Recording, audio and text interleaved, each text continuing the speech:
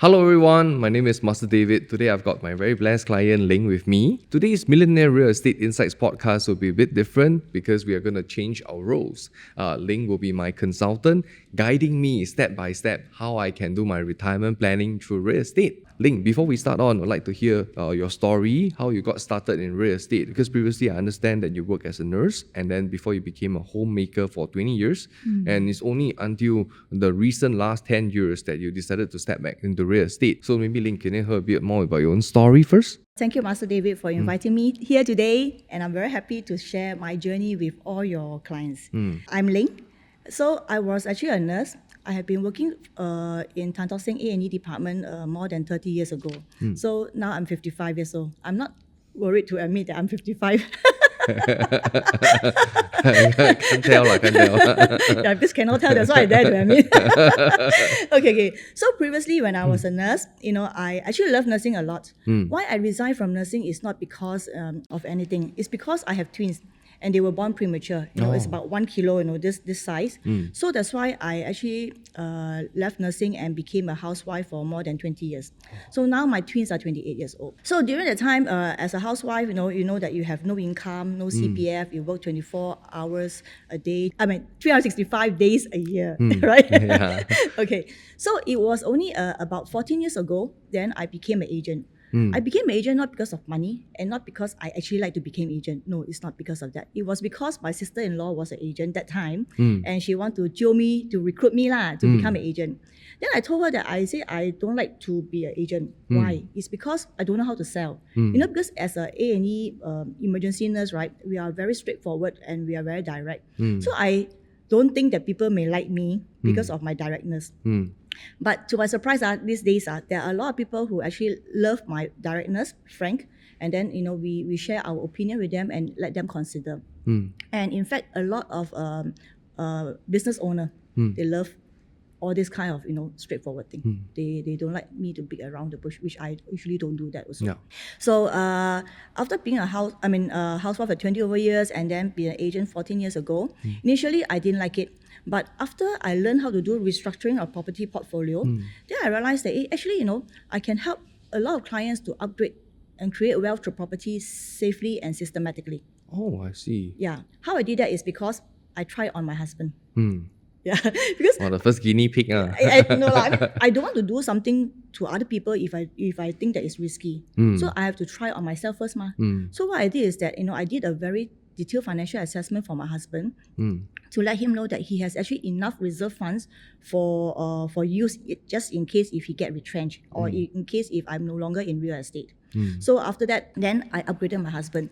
And to tell you very frankly, very funny, I've recorded videos on how I upgrade my husband, and then I sent to my clients. And one of my clients who was a teacher, he texted me. He said, "Hey, Leng, you divorced, is it?" I said, "Huh? Divorce? Why divorce?" He said, "You upgraded your husband, what?" Oh. I said, "No, I didn't divorce lah." Then after that, she said, "Oh, you mean you upgraded his asset?" I said, "Yes." Yeah. So that's why, by the way, this client, I already helped him with 4 transactions. Oh, wow. Over the past 6 years. He's still our clients. So I upgraded my husband a few times. In fact, for the past 10 years, we have actually transacted about 7 properties. Oh, 7 properties. Yes. Wow, all these are very done. high frequent. We are not speculating. Yeah, but we're actually creating wealth through property, and then buying property is actually a savings plan. A lot of people don't know. Last time when I was a nurse, I also have no knowledge about real estate. But after I realized, I can help people to do that. And in fact, I have done it. I walk the talk. I have done it myself. So I say, why I don't help more Singaporeans to upgrade? This is why I actually come into this line. And I'm happy to do so because, many of our clients, they are, from HDB, they upgraded to private condos. And in fact, many of them also have upgraded a few more times. And they also have used their children's name to buy property. I see. Yeah, we have strategy to help them to do so. So Leng, can you walk me through the thought process and also how you do the numbers analysis to help couples to do retirement planning through properties? Because I understand that these days, I think one of my greatest fear if I were to do a property upgrade is that there will be a lot of financial commitment, and what if I don't have enough reserve for the rainy days? Because that's what a typical financial advisor would advise me as well. So Leng, want to hear your thoughts on this? Okay, so Master David, I will share with you what I usually share with my client. Okay, I will walk through the thing so that the audience also understand how I actually work. Can? Can. Sounds great. So now I show you. So I will always share with them this 6-box concept. Okay, so now I ask you, you imagine you are now 65. I know you are very young, but you just imagine you are 65 years old now, okay, in 2026. 30 years ago, in 1996, how old were you? Wow, 30 years ago, I'll be 35 years old. Yes, you're right. So now I ask you, if you were 35 years old previously, okay, 30 years ago, if you have a choice means that you have enough money, like you have enough funds to buy 3 kinds of different property in Singapore. Okay, which one will you choose? I show you. One is a HDB flat, 4-room flat. Yep. Okay, 4-room flat from HDB. How much you think a 4-room flat cost 30 years ago? I think about 80,000 to 100,000. Yeah, so I use number 80 lah, easier for calculation. Okay, now let's say if you have a choice to buy a EC. You know what's the EC, right? Yeah, Executive Condominium. Yeah, it's the same kind like a private condo. It's just that it's under HDB ruling for the first 5 to 10 years. Okay, so if you have a choice to buy a 3-bedroom EC 30 years ago, how much you think your EC cost? Probably about 400. Yeah, 400 to 500,000. Okay. So, but let's say if you have a choice to buy a private condo 30 years ago, if EC can cost 500,000, how much you think your condo will cost? I think conservative 800,000. Which is good. The number, I like it. Okay, so why I say 30 years is because, do you know in Singapore, right, what is the longest loan tenure that you can take when you want to take a bank loan? 30 years, I guess. 30 years, right? So imagine you're 35 years old, you bought this house, and then by the age of 65, 30 years, you have to fully pay up your house, right? Yeah. Can you tell the bank, oh, wait until I'm 66 to pay up the house? No, right? 30 years, you must fully pay up the house. So now let's come back to 2026. Now you're 65. Okay, Master David, can I ask you, right? Usually, right, when a person bought a house 35 years ago by a HDB, they will get married, right? You need family nucleus, ma. Then when they start a family down there, now you're 65. How old you think the child will be? After staying there for 30 years. They'll be 30 years old. Yeah, about 20 plus to 30 years old, right? Usually for this kind of children, they will get married. Most of the time they will get married and then they will move out. So only the parents will stay in this 4-room HDB flat. Yeah. And actually, to be very honest, we have actually seen a lot of all those 4-room HDB flat owners. Their house, when we go in, it's very cluttered, Very cluttered one. All the toys left behind by the children, the books and everything else. Yeah, the parents, 不舍得丢, their things because they say, oh, next time maybe my grandchildren will need this, all this sort of thing. So they keep the house very, very cluttered. And when the child move out to a new house, they also do not want to bring their old things with them, right? So they put all this thing in the parents' house. And okay, now I ask you, so when you're now 65, so imagine now if your wife saw something at the ceiling, then he say, hey, dear, there's a spider web, at the ceiling. Can you go and clean up the house? Wow. Do you know what the husband will say? No, I cannot. Leg pain. Yeah, you're right. He said, oh, I cannot leg pain. So the husband say, hey, you see what? Why you cannot clean me? Then the wife say, I cannot back pain. See, because when you reach this age, you leg pain, back pain, everywhere pain. Bo pain one. So everywhere pain. So maybe, you suggest to your wife, say, hey, why don't we downgrade to a 3-room flat? Since, we don't need all this sort of thing, and then we can give back whatever things belongs to the children, put back in their own house. Can? So, Master David, so now let's say if you have a choice to buy a 3-room HDB flat, how much you think a HDB flat costs now? Probably $500,000. Yeah, $500,000. But let's say if you're very lucky to buy a 3-room flat at 300,000, okay or not? Yeah, that works as well. I mean, if the house is old enough, I guess it'll be around this price. Yeah, okay. So let's say if you can buy a 3-room flat at 300,000, okay, you need to sell your current HDB flat, because one family cannot hold 2 HDB flat, right? Yeah. So if a 3-room flat costs 300,000, your 4-room flat, how much do you want to sell? Wow, 4-room flat. I think if I'm lucky, $500,000. Okay, 500,000, right? So do you know what is the life expectancy of a Singaporean right now? 85 years old. Yeah, you're right. 85 years old. So, Master David, now you're 65. You can live up to 85. So how many years extra you can live? Wow. 20 years, right? 20 years only. Okay, so do you know that, let's say for example, if you can sell your HDB flat at 500,000 and you go and buy a 3-room flat at 300,000, how much money do you have left? 200? 200,000. I have seen a lot of our local Singaporean family, right, senior, they do not have, they didn't prepare for their retirement. So what they do is that usually they will use this amount of money to last them for 20 years. Wow. Do you think it's enough? No, confirm not enough.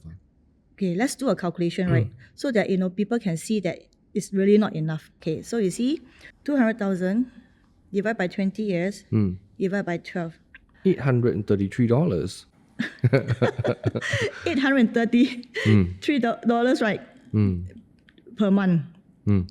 But Master David, if you have a choice to buy a 3-bedroom EC 30 years ago, okay, now after staying there for 30 years, right? Then if you sell, conservatively, how much you want to sell? I think 1 million. Yeah, you are very, very realistic now. Some people want to sell 2 million, which is actually nothing wrong. It can be achieved also, because to be very honest, nowadays, EC after staying for 5 years, people want to sell for 1.5 million. Yeah. But we do conservatively so that, we know what is our risk. Anything extra is bonus for us. Yeah, okay. correct. So if you sell $1 million and you still downgrade to a 300,000 HDB flat, how much money you have left? 700? Is that enough for you to retire? Probably not. It's double the amount that I would have gotten from my HDB. Okay, now let's see the numbers. 700,000 divided by 20 divided by 12. 2916, not bad. Okay. Once in a while, they can still go to JB. Yes. Or Okay. retire in JB. or retire JB also can. Okay, but let's say if previously if you have bought a 3-bedroom condo at 800,000, now after staying there for 30 years, how much you want to sell? Wow. I think 1.5 million. Yeah, we be realistic, 1.5, and then we go and buy a 3-room HDB flat at 300,000, you have 1.2 million left. Let's say if it's enough for you to retire. Divide by 20 and divide by 12. $5,000. 5,000. Not bad, right? So $5,000. Okay, Master David, I ask you, if during that time you have a choice, okay, will you choose, let me go and use the red color one, okay. Will you choose this one, or this one? I think a very natural choice would be the condominium because that helps me to future-proof my retirement planning. Yeah, but if during that time you don't know, Oh, most people would have gone with the HDB because it's cheapest. yes, you're right. So yeah, if you have choice, you will choose this one, right? But do you know that there are still many people who are staying in the HDB flat right now? Yeah. They have a choice to upgrade, but they didn't want to do it. You know what's the reason why they want to stay here? I guess it's being conservative with the finances, and that's why most people would have chosen HDB. You're right. And there are also some other reasons, like for example, now I'm 65. Why do I need to take extra loan? So they already fully pay up the house, right? So they don't want to take extra loan. Secondly is that because they are very familiar with the location they are staying right now, right? And the flat that they are staying is also very big. So they don't want to go and downsize to a smaller flat. And thirdly is because they say that my downstairs is a market, and then my neighbor and I love each other very much. Yeah, this kind of reason, So and then my children's school is there, my mother-in-law stay down there. There are various reasons that they don't want to move. It's okay for them not to move if they are well prepared for their retirement. But Master David, have you heard of this thing called sandwich class? Yeah, I think it's what happened to most people today. Yes, and they didn't sound out because sometimes they feel that it's very pricey. They just leave, let the thing take its course lah. So sandwich class means that this is you, right? So what do you understand from sandwich class? Sandwich between parents and kids. You're right. So parents and kids. So Master David, can I ask you, assuming if your income is $5,000, okay, usually who do you spend more on? Here or here? I guess we'll be more on kids because of enrichment classes, and healthcare and all this. Yeah, correct. Sometimes 3 years old, they also must go for tuition, no? I also don't understand why. Okay, because people do, you just follow, yeah. But ultimately, just to tell you that my kids are already 28 years old now. So, I also like that last time. Then I asked them, hey, can you remember this? Can you remember that? That we have done when you were a child. They said, I cannot remember. So sometimes it's actually no need to be too exaggerating to put them in so many classes. Okay, so Master David, so imagine you have $5,000, you spend more on kids, right? The parents, Well, that will be on healthcare as well, mostly medical and some living allowance. Okay, remember just now the thing that I shared with you? If your parents just happens that to be in this situation, $833 per month, okay, they are not enough for them to retire, right? Then so, we have to fork out the difference. Yes, so you have to give them this thing called allowances. Correct or not? Yep. So you see, you have $5,000. You spend a lot on the kids. You spend some on your parents. And you yourself, do you have money to live? Probably not. Not much, right? So you don't have much saving. So what will happen? Then your children may be sandwiched again. It's a vicious cycle. So that's why we have to take care of ourselves first before we do anything. You see, if this parent have done something for themselves previously, if they have actually, maybe bought this thing, the private property, and then now if they want to cash out, they still have $1.2 million for retirement.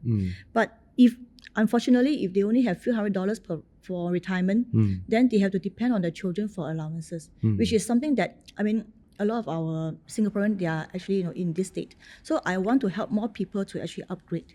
Oh, that's a very meaningful thing. Yeah. Because I can see that that's happening to many people in this country as well. In fact, I'm also one of them.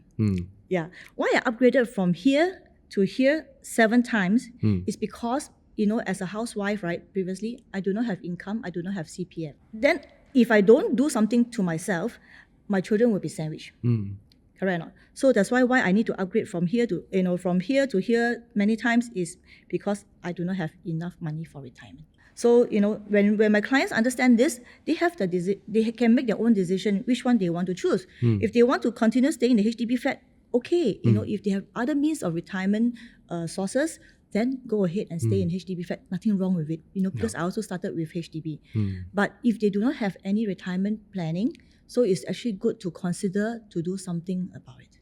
I think this brings us to the topic on financial planning as well, because I think what most of the financial advisors would advise most people in Singapore would be to buy ILPs, investment-linked policies, or universal life for some of the more well-off Singaporeans. But I feel that some of the downside that comes along with all these policies is that the very long locked-in period of up to 15 years. Wow, that's very long. Yeah. So the moment you buy, you can only break even on your policies after 15 years. So, which is why I think, after a while, I think some of the Singaporeans who bought into these policies without knowing that they have such very long locked-in period, commitment period, if they surrender their policy, they may only get back a fraction of their policy value if they surrender less in a period of less than 15 years. But I think if you consider property, we're only talking about 4 years, a 4-year holding period. So it's a lot shorter. It's about a fraction of what we're looking at if you compare to financial. It's a fraction of the period if you compare to the ILPs, the ULs. So I think that one actually makes more sense. If you're a Singaporean who is not so financially savvy and you're looking for a safe, less volatile asset class, I think then what Leng you have shared really makes a lot of sense. So, Master David, you also have to understand that we are doing, this asset progression. We're not speculating. Why I changed, not say change, I transacted 7 properties over this 10 years. It's all in a very safe and systematic way. We are not speculating, We are actually holding on to our properties to have this capital gain. And from there, let's say if you want to move, we can move. If not, we can actually stay put at our current place. That one is okay, man. So Leng, I understand just now you shared one thing, right? Over the last 10 years, you have transacted 7 times. Yeah. So could you share a bit more, with our audience, your personal journey in creating wealth through real estate? Oh, sure. This is what I actually share with my clients every time when I meet them, so that they understand that, me as a normal person, from a housewife, with no money, then how I actually created wealth through property. Okay, so I share with you now, okay? So I actually have a HDB flat in Serangoon North Avenue 3, which I've stayed for 23 years. 23 years? Wow. Yeah, let me cut. Okay, 23 years. Okay, this is actually husband and wife name. This is actually a 5-room flat. We bought it at 189,000. 121 square meter. Very big, Yeah, huge. Amazing. Okay, I share with you my journey. So this one is my husband. Okay, now my husband is 58 years old. When he was 47 years old that time, I upgraded him. I told you right just now, I upgraded him, right? Yeah, upgraded him to a condo called Riverbank. This one is a 4-bedroom condo, 105 square meter. How much you think we bought that time? Probably 1 million. Yeah, about 1 million, 1.05 million. Okay, this is husband's name. So now my husband is 58. When he was 52 that time, I upgraded him again to a property called Park Botania. This one is a 3-bedroom, 85 square meter. How much you think about that time?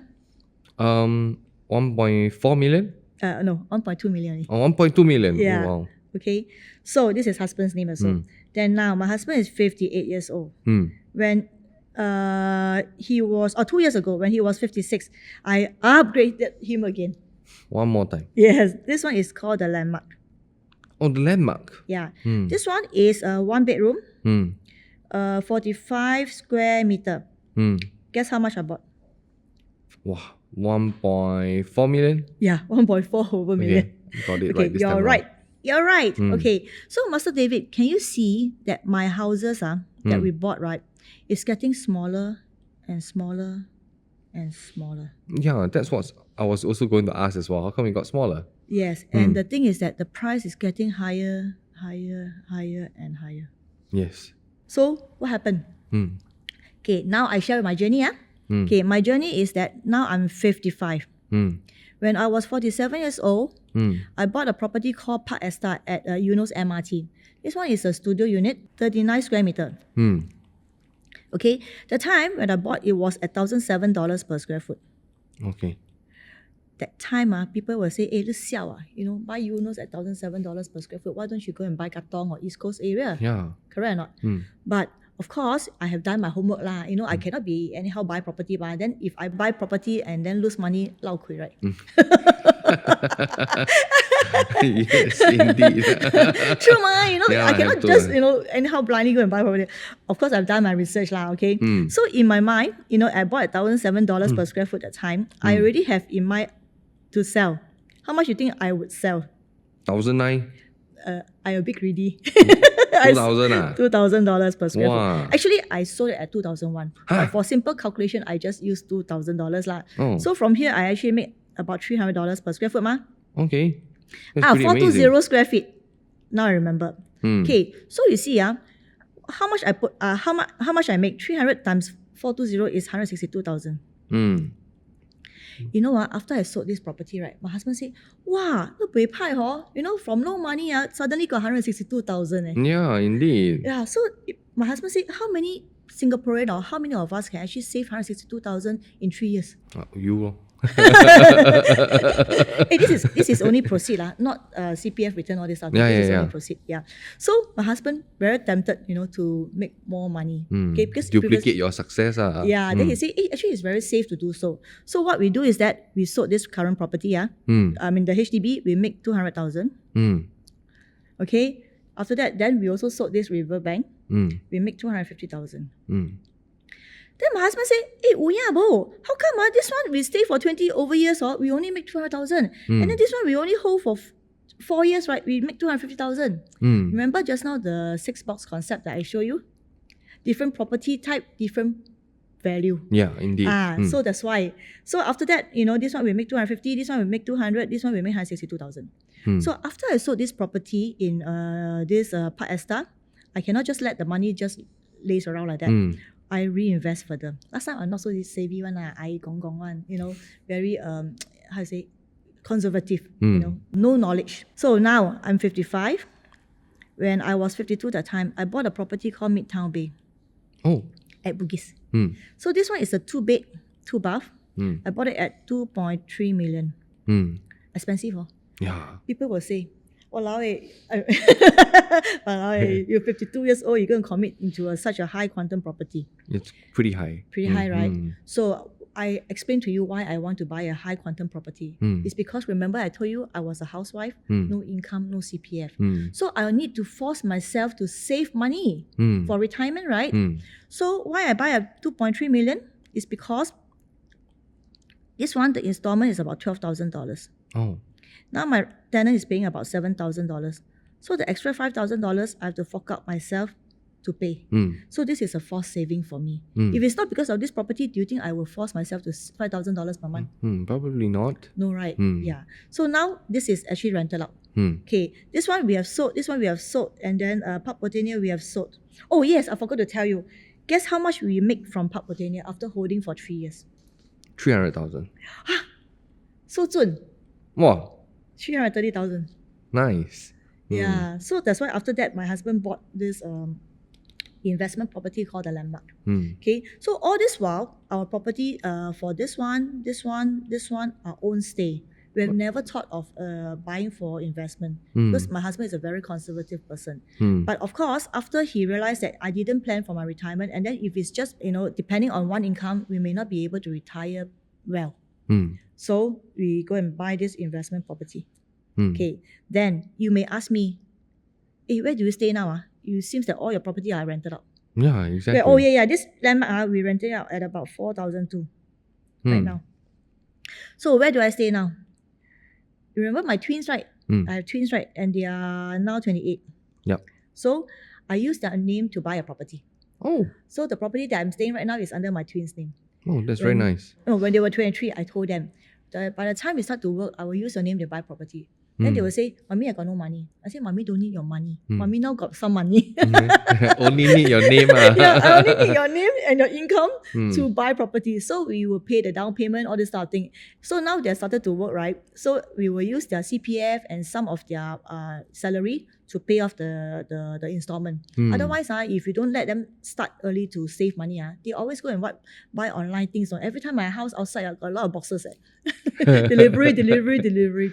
So I want to start them young so that they know how to build wealth through property. Okay, so the property I'm staying now is at Bedok.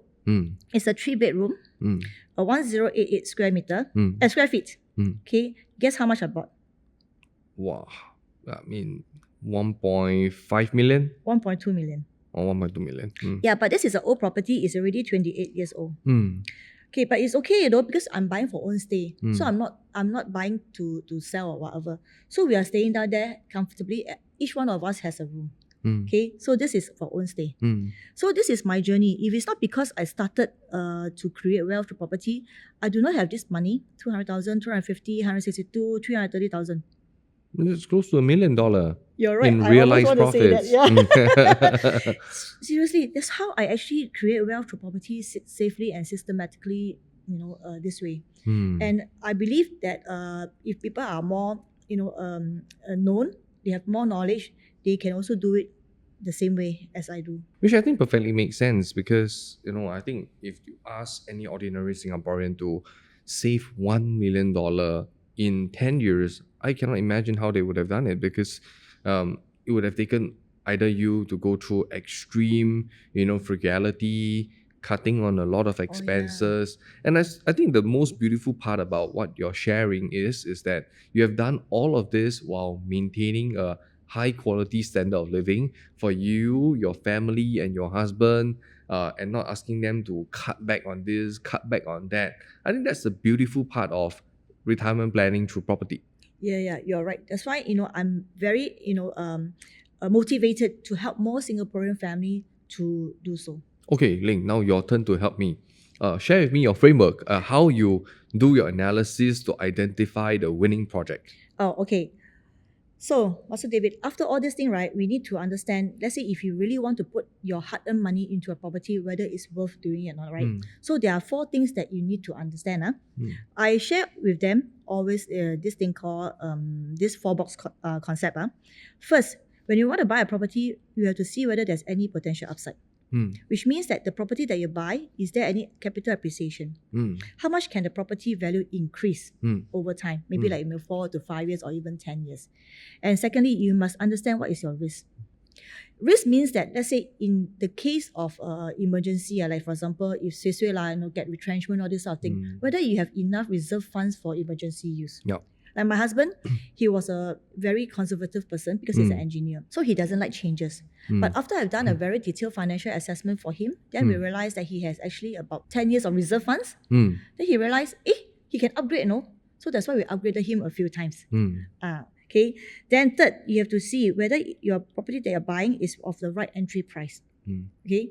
If you're buying at a very high price, then do you think that it's easy for you to exit next time? Very hard. Very hard, right? So we have to identify that. And the fourth is that a lot of people can know how to buy property, but they do not know how to exit. Because they want to hold. Just like, my HDB, hold until so many years. We thought that the longer we hold, the more money we get. Actually, is this the case? No, right? No. Yeah, so we need to know when is our turn to exit. So this is very important for us to understand. Okay? The next one, important, is that when you want to buy a property, we have this 7 R's requirement, the checklist. Okay. You see, Master David, this is a house. The first R is that you have to understand whether there's any margin gap. What exactly is a margin gap? Let's say, for example, right, if the property price at about $1,000 per square foot, okay, but if you can get something that is about $800 per square foot, will you want to buy that one? Yeah, of course. If it's of the same kind, Same comparables, Yeah. same location, same property age. Yeah, I think of course So I this will go margin for the gap is cheaper one. important or not? Very important. Right? Secondly, is rentability important? Let's say if you don't buy for own stay, if you're buying for investment. I think in particular in any project, rentability will be always my top consideration. Yeah, because rentability also affect your annual value, correct or not? Let's say if your property not able to rent out, then you also will lose money. Indeed. Okay, third, we also have to see whether there's any transformation in that area. Transformation means major transformation. Minor transformation also can. Like for example, Paya Lebar. Now they have Paya Lebar Square, they have PLQ, all this thing. That's why it actually bring up the property price over there. Okay. Fourth, amenities. Whether there's any MRTs, any malls. Will you bring up your property price? Yeah. You're right. Number 5 is that usually we will advise our clients to buy property more than 200 units. Why is it so? It's because if the rental transaction and the sales transaction is not there, you cannot bring up your price. Yeah, indeed. Okay. Number 6, if there are schools nearby, do you think you'll bring your property price? Oh, for sure, because most parents don't want to buy it for especially the children. right? Like Bukit Timah, this thing, right? They want to stay near the school so that they can enter the school. Number 7, which is the most important one, is that supply and demand. Yeah. If the supply is low, if the demand is high, do you think you'll bring up your property price? Yeah, of course, because everything is driven by that. Yeah. So now, if for example, if you buy something that is only 2 out of 7, do you think it's a good buy? Probably not. I would at least go for at least 4 out of 7. Yeah, at least 4 pass Yeah. out. If it's 2 out of 7, I mean, there are people who don't care about this because they say, hey, I'm buying for own use, or why do I bother about this? Go ahead and buy. Yeah. It's nothing wrong one. It's just that it may take a longer time to exit, but it's okay. But of course, if we have all the 7 R's, it will be good, right? So, Leng, maybe now that we have done the 7R, right, I'm also curious about what is the current market outlook right now, because I do have some concerns that, property prices in Singapore are getting more and more expensive. And I can also see that it's very evident from your own property investment journey as well. Yes, you made very good profits from your investment properties, but at the same time, I also noticed that last time, the same budget that you can use to buy a beautiful 3-bedroom has also downsized to 1 bedroom right now. So could you help me to understand where the market is trending towards, and also, as an investor, as someone who also wish to retire through property, what is the outlook right now? Okay, so Master David, what you say is correct. Okay, now what I'm showing you is that, we have 3 regions in Singapore. Yep. The core central region, the RCR, which is the rest of core region, and the outside core region. So you see from here, okay, in 2019 to 2020, okay, the land prices is from 2006 to 3005. Now in 2021 to 2022, the price has increased from 28 to 4000. 23 to 24 is 3000 to 4001. 25 is 3002 to 4002. In 2026, look at the price. Wow. 3003 to 4003. It's only gone upwards. Yes. And you see RCR from 2008 to 2004 to 2006, 2008, 2009, now it's at 2007 to 3002. OCR also the same, not spared, because all this grow in tandem. So from 2004 to 2008 to 2001, 2003, 2004 to 2007. Insane. And EC also the same war. Mm. Last time when people buy EC, they say, wow, so expensive, 这么贵. Mm. You know, now the EC price is at least about 1,700 to 1,800 PSF. Wow. You understand what I'm saying? Mm. So can you see that the prices has been going up, right? Mm. Not coming down. Mm. But a lot of people always want to buy cheap property. Mm. But if you actually look at this, if you miss the chance, means that you will miss the chance. Mm. If they don't see this, then they don't know. They think that property market can actually crash. But do you think it will crash? I think there's very remote chance of crashing unless you have a regime change or a catastrophic attack in Singapore. Otherwise, probably very difficult because I think why I personally my thoughts on Singapore real estate is that if you compare that with countries like Malaysia, Indonesia, where they have abundance of land, in Singapore land is really scarce. And that's why I think a very close proxy would be like Hong Kong. You can see that Hong Kong real estate has been on a persistent upward trend over the last 4 decades. And I think Singapore is mirroring that kind of upward move as well. Yeah, because a lot of things is getting more expensive, like land cost, workmanship, all this sort of thing. A lot of things more expensive. So that's why the prices can only go up but cannot come down. But there may be time that it moderate. But Master David, can I ask you, right? Let's say if I can get you something, right, in 2026 at maybe 2023 or 2022 price range, do you want to consider? Yeah, of course, Leng. Do you have a particular project in mind that you want to show me? Yes. So I show you this thing, right? Okay. Can you see that this one is the land cost in context? OCR, RCR, and CCR. So now let's say we talk about 1,005 PSF. 1,005 PSF. As a medium price. Yeah, as a medium price, okay. So there are a few condos in the OCR that is below 1,005, which is just okay. But let's say if you see RCR, there is already one private condo that is in this Dover Drive that's above 1,005, 9% above 1,005. And in CCR, which property do you see that is actually below 1,005? This one, right? Yep. An outlier. Yeah, you see? This is the property that I'm going to recommend to you for today. Wow. Oh, could you share more? Okay, this is Amberwood. Okay, Amberwood is in Holland. And this is the kind of view that you can get. Because why? Spectacular GCB view. Yeah, right. I think you know the area very well because we're actually, in the GCB enclave. So this one, Amberwood is actually very near to MGS, and it's near to King Albert Park MRT station. Okay, and look at this. We are in the District 10 Good Class Bungalow Enclave. We are within 1 km to Methodist Girls' School, and then we are also beyond 1 km, but quite near to Henry Park, Pei Hwa, Nanyang Primary School, Raffles Girls, Nanyang Girls, Hwa Chong, Singapore Chinese Girls' School, Ngee Ann Poly, NJC, Holland International School, and Chatsworth International School. So we have so many of all these schools that is nearby. So let's say if you want to buy one unit for own stay, can, which is good. If you want to buy for investment, also can. Yeah. Okay, it cuts now, both ways. so and probably fulfill a lot of the 7R that you mentioned. Right. That's why I want to talk about Amberwood today is because not only that, because Amberwood itself in that location, you see these are all the GCB enclave. And this is Amberwood. Okay, Master David, I show you. In 2017, right, the government has already slated about 2,005 homes in that Holland Leng area. Okay, and in 2019 and in 2024, okay, developer called Simlian actually bidded and won this plot of land. Okay, and in 2026, he bought another plot of land. So now in 2026 December, there will be a third plot of land that will be launched. Okay, now I show you the master plan. Okay, Master David, you can see from here. Okay, this is the thing. This is a big plot of land that we have subdivided into 8 plots. Okay, so the government has already subdivided into 8 plots, and this is the first one, Amberwood. Simlian has bought. This one, Simlian has also bought. So Simlian actually bought 25% of the land here. Okay, so do you think that this is what we call the first mover advantage? Yeah, indeed. Okay, you see, when Simlian bought the first plot of land, they bought it at 1,432 PSF per plot It's ratio. incredibly low, man. Low, huh? Yeah, Only very you cheap. say low.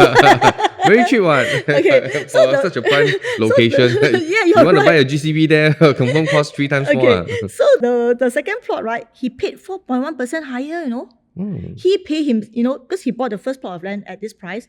The second plot, he paid higher leh. 他自动还的leh. Why? Because he see a lot of potential over there. He wants to be the first mover. So when the developer wants to be the first mover to launch a property, do you want to be the first mover also? Yeah, of course. Follow developer is always the right thing to do. And because if not, if you don't buy it now, the next one that you buy will be much higher. 4.1% higher. Yes, indeed. And I remember this developer because this developer is the legendary developer behind Treasures at Tampines that helped many homeowners make 6 to 7 figure profits from their property investment. Yes, you're right, Master David. So I want to tell you that this plot of land over here, right? I mean, these 8 plots of land over here, the government has already decided to build about 2,005 units, in this area.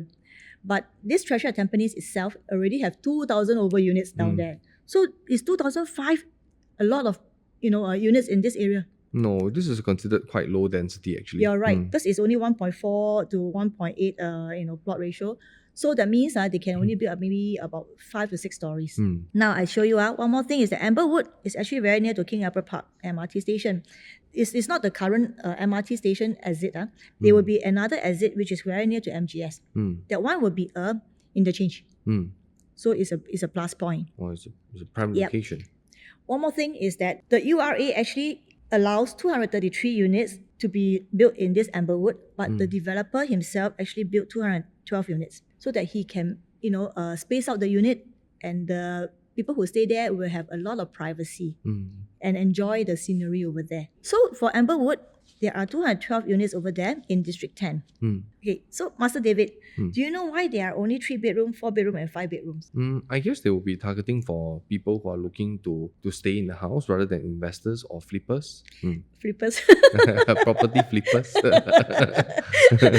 Okay, Master David, even though if they want to buy for investment, right, the occupier over there, they would like to stay in a big unit. They don't want to, to squeeze into a small unit. That's why this Sim Lian, he knows about this cluster, that the type of people who's going to stay down there. So that's why he make at least a 3 bedroom. Now, if the price range, right, we just use example, let's say if the price start from 2008, do you think it's a very good price? Yeah, of course, this will be comparable to Thomson Reserve, the upcoming blockbuster new launch. So let's say if it's a 3 bedroom, it's only at 2.44 million. No brainer. No brainer, right? If a 4 bedroom at 3 over million. Also no brainer. 5 bedroom at 3.74 million. Also no brainer. Okay, even though if it sells at about 3,002 per square foot, 3 bedroom at 2.79. It's still cheap. Cheap, right? So the 5 bedroom at 4.27. It's still very cheap. Very cheap, right? So cheap is cheap, but whether secure a unit is another story. Because I think if you ask me, right, if you compare this price point at 3.2, why I say it's cheap? Because Villa Bay is selling between 3,000 and 3,002. So this price point for this location, if you compare Bayshore versus Amberwood, if Bayshore sells out 70% of their units development, and if I were to see this project and I compare apple to apple, or even this is not an apple, this is a premium Japanese melon versus the normal apple, right? The Villa Bay is just a rock melon. The Villa Bay is the rock melon, and this particular project, Amberwood, is the crown melon from Japan. So you see, CCR, if it's if we sell at 3,000 to 4,001, right? It's actually in 2023 to 2024 price range. Yeah, unbelievable. Yeah, you see the Villa Bay, right, is OCR, and it's selling at 3,002, right? You say? Yeah, 2002. Yeah, but the price range in 2026 is about 2002 to 2007. Which effectively tells us that for this particular project, we are paying OCR price for a CCR location. Wow, Master David, you're so smart. Effectively, you're paying the price of a rock melon for a Japanese crown melon for this particular project. Yes, you're right. So, Master David, just now remember I say that even though if you have the money, right, you may not be able to buy a property here. Yeah. You know why? Balloting, oh. You're right. So let's say if you are very lucky, maybe you can own a property in this Holland. But if not, then how? Then we will help you to restructure your property portfolio and help you to identify another property. Otherwise, you can buy plot 2. Sounds Right? great. Okay, just to let you know that this Amberwood will have the preview on the 11th of September. So if you are keen, you can always arrange to see the show flat with us. Great, fantastic. And for the audience watching our podcast, if any one of you is interested to buy a unit of new launch through Leng, my very beloved client, you will get entitled to the 3 following services complimentary on the house from Imperial Harvest. So the first service you'll get will be a complimentary audit of your existing residential property. 2, you will also get a complimentary unit selection of this particular new launch Amberwood from Imperial Harvest as well. And then finally, upon the TOP of this particular project, Amberwood, you will also get a complimentary residential home audit from Imperial Harvest conducted by myself. So for those who are interested to acquire their property or purchase a new launch or plan for their retirement through real estate with my beloved client Leng, do contact her at her mobile number 9645 4005. All right, goodbye everyone. Thank you.